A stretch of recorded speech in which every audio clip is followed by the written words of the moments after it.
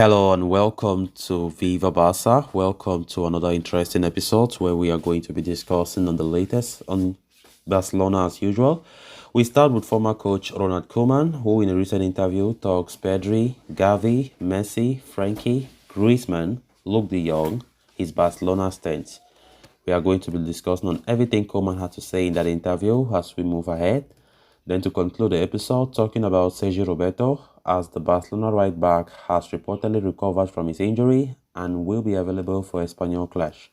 So guys, before we get right into the story, please do ensure to subscribe if you haven't. Turn on the post bell notification to always stay notified whenever I post a new video. Consider liking the video and please watch right up to the very end. Ronald Koeman is a legendary figure at Barcelona for everything he achieved as a player at the club. However, the Dutchman could not achieve the same level of success as a manager at the Catalan outfit. Having taken over from Quique Setién back in 2020, Koeman did lead Barca to the Copa del Rey title. However, a poor start to the last season eventually saw him getting the sack, with Xavi Hernandez taking over the reins. While Koeman's stint ended on a sorry note, the Dutchman will be remembered as the manager who gave a chance to young stars like Pedri and Gavi in a Barcelona first-team setup, players who have now grown into two of the topmost young midfielders in the game. Koeman recently sat down for an interview with Marca, during which the former Barca manager discussed the rise of Pedri and Gavi, along with various other topics like his compatriot Frankie de Jong and the exit of Lionel Messi. Talking on Pedri and Gavi, he said, "In my time at Barcelona, there were some very good young players. In the beginning, they also surprised me. Pedri was 17 at the time and Gavi was 16, and they quickly proved to be great talent. And with time and the experience of playing at the highest level, they have become undisputed at Barca and in the national team. We have to recognize that they have had Luis Enrique who had played them during the beginning. This has to be highlighted." Koeman then highlighted that backing young talents is a tradition that he has long followed in his homeland as well as at Barcelona, while stating that it was not a tough decision for him to trust Pedro and Gavi into the senior setup. He said, "It's a very Dutch philosophy. In my country, we are used to it because of the level of our championship. We give opportunities to talented young people to get experience. Also at Barca, when they have been good young stars, they have been given the opportunities. But it always depends on the coach. In my case with Pedro and Gavi, it wasn't something very special either because they soon showed that they had to be left in the team and keep giving them more opportunities. You have to be brave, but in my case, it's not like that. If you have doubts, but this is the same of a youngster or a veteran, don't do it. I didn't have any doubts about Pedri when I started his first game against Real Madrid, and with others like Gavi, Bade, or Nico, the same thing happened." The Dutchman then insisted that the sky was the limit for Pedri, saying, "He can go very far. He can have a career like Iniesta. If at 19 he is already playing at this level, in a while he will be more experienced player and one of the best midfielders in the world." Further hailing the 20-year-old's composure and maturity, Koeman said, "That's his style. He's not a player who gets nervous. He knows what his quality is, and he seems to be making everything very easy. He plays well with both legs, with the vision he has. He's very quick with his passes and controls, like Xavi and Iniesta used to be." Opening up on Gavi's style of play, the former Barca coach said, "Gavi is more aggressive, but this is one of the qualities of a player. I hope that with time he will continue to improve and play more high-level games. Spain has a great future with such young players." The chat then moved to Pedri and Gavi's Barca midfield partner Frankie de Jong and his importance to the Netherlands national team at the World Cup. Koeman said, "He knows he has to improve. He's a key player for the national team, and with the games and stronger opponents we will see Frankie de Jong we know." The former Everton boss then spoke about the 25-year-old situation in the summer when Barca tried hard to sell him, praising the midfielder for how he handled the entire episode. He said, "Since last summer, Frankie has dominated the situation. He has always been calm. He has never said anything about whether Barca wanted to sell him or not. He has been focused on his game. Over time, he has become a starter. He's a player of the future for Barca, and you never have to sell your best players like Frankie. I'm sure he didn't like the situation he was in, but we haven't seen a different player either. He has always respected the club and has given his best." Koeman then discussed his time at Barca, stating that it was a good experience for him despite the way things ended.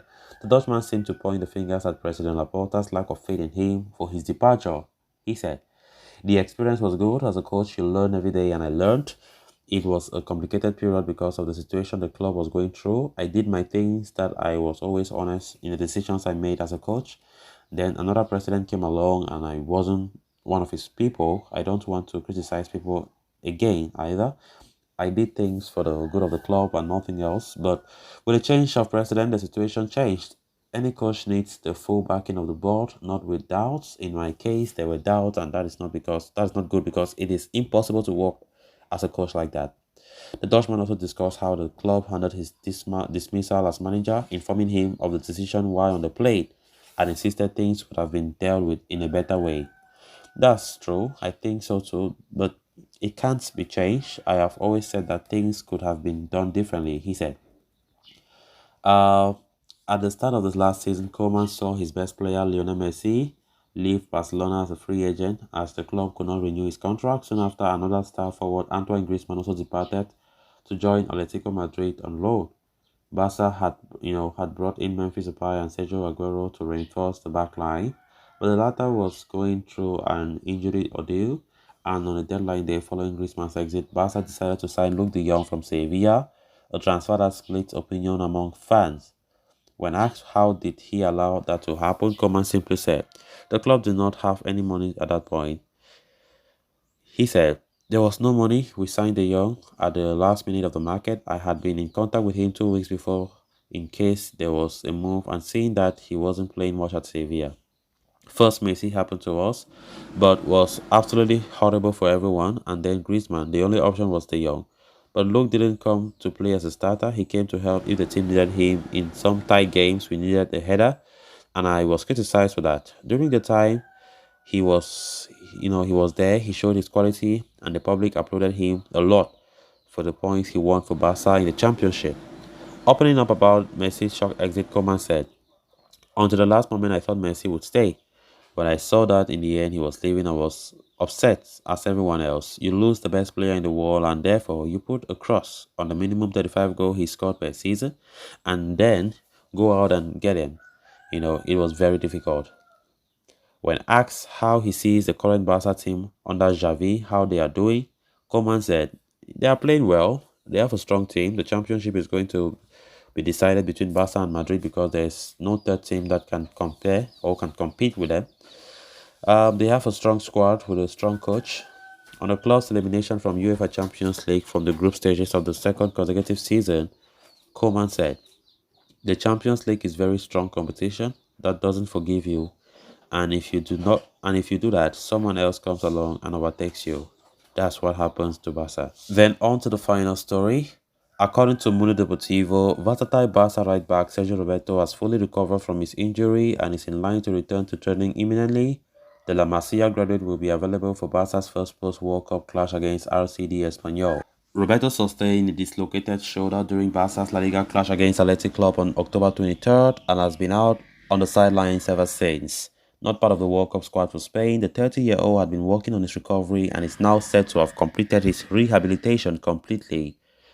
Roberto has traveled to the United States of America to make use of his mid-season break before the season resumes.